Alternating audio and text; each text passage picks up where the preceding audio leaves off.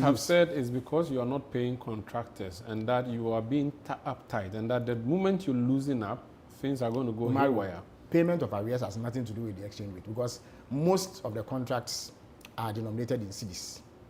Most of the contracts are denominated in cedis. Indeed, it is our policy now, and the president has announced it, that henceforth every contract taking place within Ghana will be denominated in cedis. So there will be no need to pay in foreign exchange. So merely paying a supplier, even $1 billion Ghana cedis, does not necessarily translate into a depreciation of the currency, except it is being suggested that then immediately the supplier who has earned that money will go and buy forex and hoard under his bed. But that is not. The president is scheduled to cut short or commission projects in the road sector today, the big push. That is true. You are saying to us that if that big push comes to fruition and all the monies of the state are being used to pay these contractors to do the work they do, the city is not going to start but all struggling. the money of the state will not be used to pay contractors. A lot of it would be used. The big push will amount to 13 billion Ghana cedis. It's not significant enough the budget was in excess of 200 billion Ghana cedis. That is a small but you have percentage. other big ticket items. That is true. But the point is that if all of these even the claim that we are not spending is false. In fact, you had the finance minister when he presented the media budget. As of the time, in excess of 100 billion Ghana cedis had been spent through the payment of statutory funds, NHIS, GET Fund, the Common Fund, and what have you. And you see, all these payments trickle down. So when healthcare facilities render services and they go for payments at the NHIS, when you pay them, what do they do with the money? They spend it, don't they? Because they also have suppliers and other creditors who have advanced things to them on credit. When monies go to the Common Fund, so for instance, I am an MP for Arrears, so I'm an ex-official member of the Legislative Assembly. So I know that this year, all things being equal, this assembly in Arrears will receive up to 19 million Ghana cedis. They are going to build chips compounds, they will build classroom blocks, and they will do other things. The monies that will be used will go into the hands of people who supply items. Those cement, supply cement, blocks, and what have you. The laborers that they hire, those monies will be used to pay them. So the notion that unless you have paid the contractor, you've not spent is completely false. Okay, now you are going to spend more on the road sector. Sure. You have not implemented your road toll project yet. How are you going to balance that up? Well, because money is going and you're not getting revenue. You need to construct the road before you can toll it.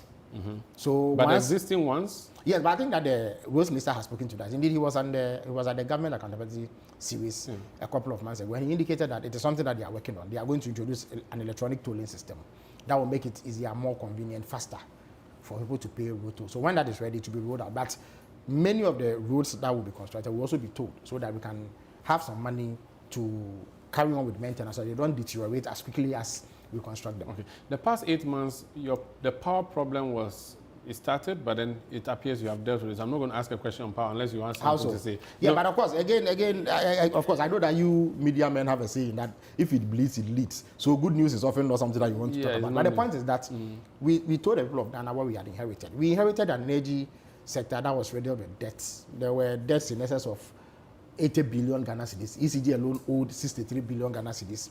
IPPs were owed billions of dollars and what have you. So what we did initially was to ensure that we secured adequate supplies of fuel to power our thermal plant, because we were aware that the West African gas pipeline was going to shut down. The previous government didn't make any effort to leave any substantial amount of fuel to fire thermal plants. So we did that. Then one of the problems was that money was not getting into the hands of people along the value chain. So we were constantly indebted to the IPPs and other suppliers within and other stakeholders within the energy sector. So government took a decision that the cash waterfall mechanism must be implemented properly. So now, once ECG collects money, and these days they average about 1.5 billion Ghana cedis a month, that money is shared in a manner that enables everybody in the value chain to obtain something to finance their operation. So that is what has led to the stability. Also, we found that there were outdated equipment, especially transformers. And I had such problems in the AK. I received several complaints about how transformers were blowing out and they were out of shape and were not working and all that. So the Energy Ministry has rolled out a program to replace those transformers. Indeed, I received calls in the last week or so from residents of AAK expressing satisfaction about the replacement of their transformers, which has led to some stability in electricity supply. So all these things have been done. And that is what has led to the stability. And also now, there's a regular supply of fuel. Indeed, only yesterday I found out that between the beginning of this year and now, about $1 billion has been spent buying fuel.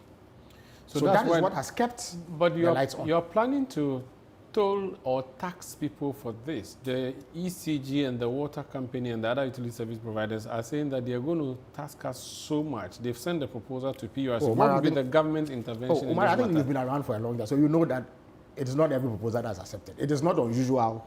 But the thing is that if you don't accept the proposal, the utility service providers, so I was coming to that. No, what is that it is not always, in fact, it has never been the case that the utility service providers have received the exact amounts in the proposal that they present to PURC. Often they quote certain figures, but PURC looks at it and then strikes a certain balance, and then, but almost every time it is substantially reduced. What it is that as part of the IMF arrangements that the MPP entered into, and these documents I can share it with you, they agreed with the IMF as a conditionality for accessing about $300 million when the review that took place before we came to power was completed. That's around December 2024.